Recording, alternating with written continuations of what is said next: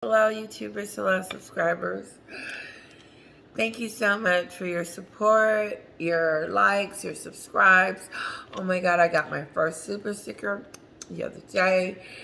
Thank you so much for your support, and thank you for letting me know when things are wrong. Kathleen, let me know. Don't be doing your hair on the video. So we're going to redo this, and hopefully it's just as good as the other one, because the other one was my first reaction to Meghan's Met Gala moment.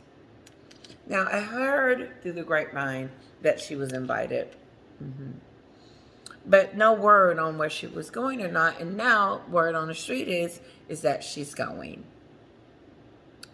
So my first thought was, wouldn't that be taking some of that attention away from the coronation a bit, because it is her? Then I said, well,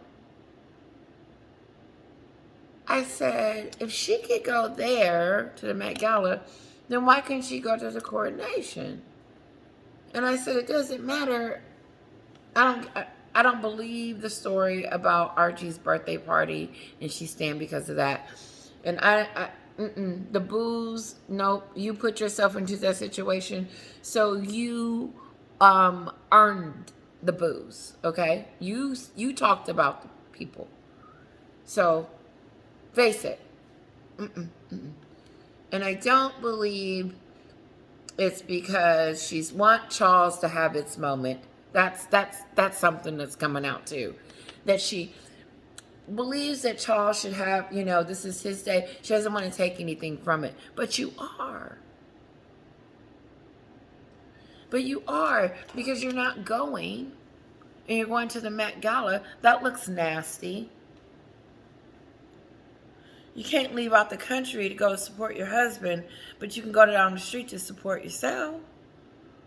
Me. And glam up and be on the red carpet and make it about me. Yeah, and Harry will get dressed and maybe go with you and look like an idiot, because he supports you and your whole brand endeavor.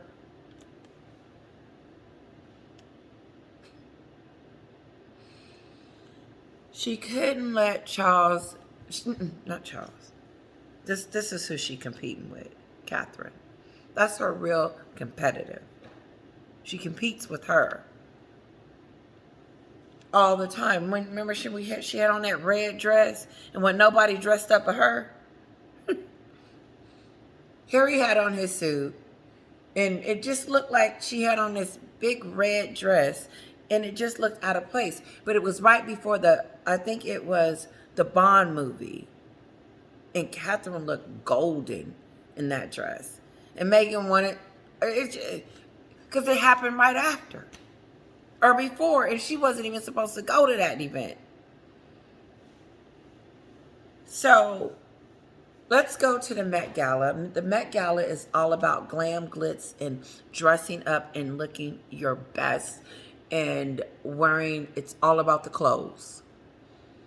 So it is a glam moment. I don't think of the Met Gala anything other than what are you going to wear?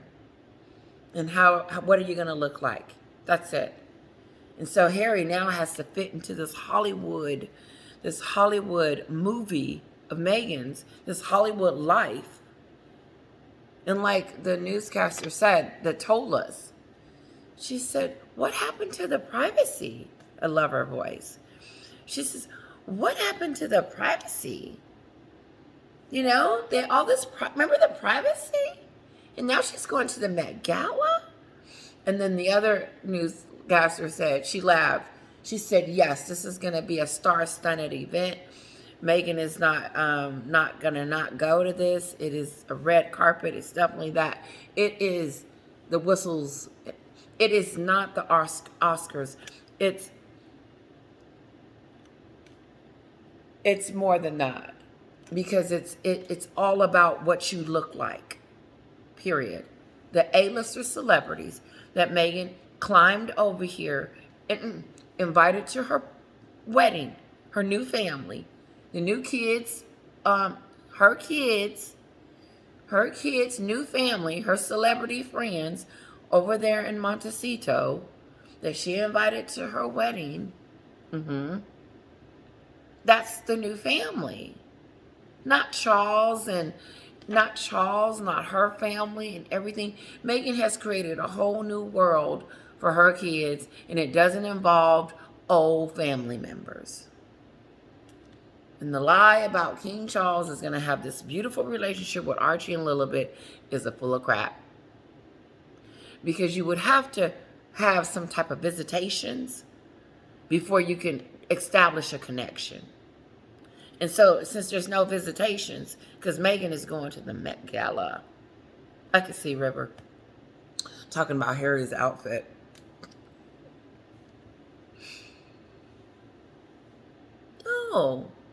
No, I see her writing Harry out of her existence, because Harry knows nothing about a Met Gala. Harry knows nothing about a podcast. He's looking outside the window, juggling and trying to be relevant to have a part, because he don't. Harry moved over here to her world because that's what she wanted him all along. She needed his power, his prestige, his father's, his legacy to build her brand. But that brand is shot. We talked about that. We don't know what her brand is. Her brand is the royal family. Her brand is Harry. But she's trying to make her mark without the royal family. She can't do that. Because Meghan was always a D-lister star from Canada, from Suits. And Oprah didn't know anything about Meghan. And Tyler Perry didn't know her either, and none of those people that she invited, until she met Harry. They need to come out with a new version of this love story and make it real.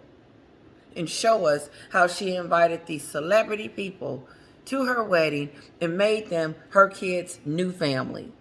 Because she's not going to see Charles, and the kids aren't going to see him because Harry don't have him on his ticket. No. She's got them kids locked up in that house. She's going to use them for leverage when she gets ready to leave Harry. And Harry's going to be heartbroken because he can't see his kids.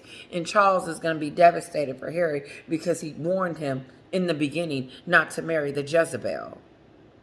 But since he did and didn't listen to anyone, she's going to use him and spit him out and treat him like dirt and blame him for it all. It's all Harry's fault. His spare book. He said that. I didn't write that. Like someone said, Meghan trying to have her hands clean. No, you sat at the kitchen table and helped him write that. You put Catherine's name in the book. You talked about her in his spare book. Harry didn't put that in the book. You put it in the book. And now you don't want to go see your in-laws because the word on the street is you feel like you're going to get booed and your security. Knowing that there's going to be so much security, it's going to be insane. And no, she's not worried about her security. They can boo her. They're not going to touch her. She's scared she's going to get egged. Well, maybe she needs one. Maybe she deserves an egg. Yeah. No, maybe they just, don't hurt her. Just crack it open and throw the yolk at her. I don't know. But she's done some really nasty things. And she's never been accountable for anything and never will be. And I think that's where the frustration comes from for a lot. But no one's going to harm her when she goes over there. No one's intentionally going to try to hurt Meghan. And she knows that, but she's using that as a crutch. And as the days continue and she continues to be accused of things, like not letting Charles see the kids and so forth and so forth, you're going to keep hearing things come out about her and the reasons why and her decisions. Because she's still trying to build her reputation back up by telling us that she didn't want to take from the king and she was concerned about her safety and she's just going to stay here and let Archie have his birthday party. No, no, Meghan makes decisions based on what's best for her. And what's best for her is to be seen at the Met Gala because she wasn't going to be seen at the royal family. At the coronation. She wasn't going to be seen. So she needs to be seen before the event. And what not a good place to show them that, oh, you don't care if you don't get on the balcony. You don't care. You're going to the Met Gala. Oh, okay. With who? With Harry. That's telling them. That's telling them. No. What it's saying is that you made the decision not to go based on your selfishness. You didn't think about the kids. You didn't think about Harry. You didn't think about Charles. You thought about yourself. And you thought about the Met Gala and you want to go. Because guess what? If you don't go this time, who's to say they're going to invite you again? And you've always wanted to go to the Met Gala, but you never had that moment because you were always a D-list actress. And now that you've gotten your moment, this is the moment you've been waiting for. And you're not going to let anybody mess that up, not going to the king's coronation. That's not bigger than the Met Gala. And I'll just say, it's Archie's birthday because it is. No, those are excuses. And those are reasons why she justifies herself to continue to do what Meghan wants to do. And as she builds her podcast and her TIG and her memoir and whatever else job she decides to get. Oh, yeah. Tyler Perry puts her in the movie so she can make more money to take care of the kids. Harry is going to lose himself.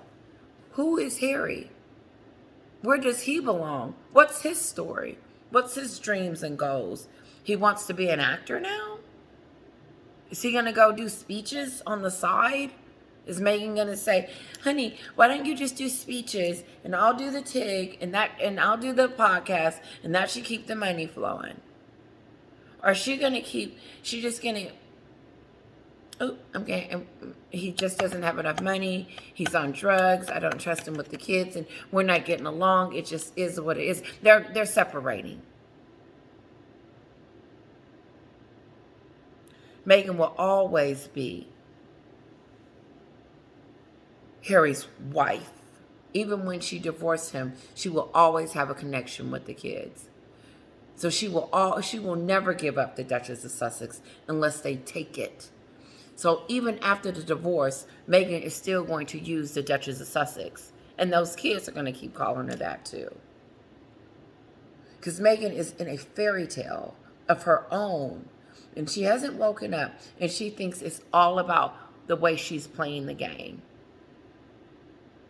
And that is, it has to be about me. And this is how I'm going to do it. Because all through my videos, from the time I started talking, it's been about what Meghan wants, Meghan gets. That's it. What Meghan wants, Meghan gets. Harry's going to see to it. And if he doesn't, then she's crawling her way up to the top. She's in Montecito. She's where she's always wanted to be. And she is so excited that she's there. She's not leaving for anyone. That's the only thing that's halfway keeping her sane, is that she's in this mansion and living the life that she's always wanted to live. But she knows that she's got to continue to make money.